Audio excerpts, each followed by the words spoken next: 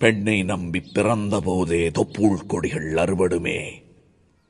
மண்ணை நம்பும் மாமரம் ஓர் நாள் மாபெரும் புயலில் வேறறுமே. உன்னை நம்பும் உறுப்புகள் கூட ஒரு பொழுது உன்னை கைவிடுமே. இதில் பெண்ணை மட்டும் நம்பும் நம்பகம் பிணநாள் வரையில் பின்வருமா? கவிதை நல்லா இருக்கு. நீங்க எழுதினதா? நான் எழுத வேண்டியதில்லை, சொன்னாலே வரும்.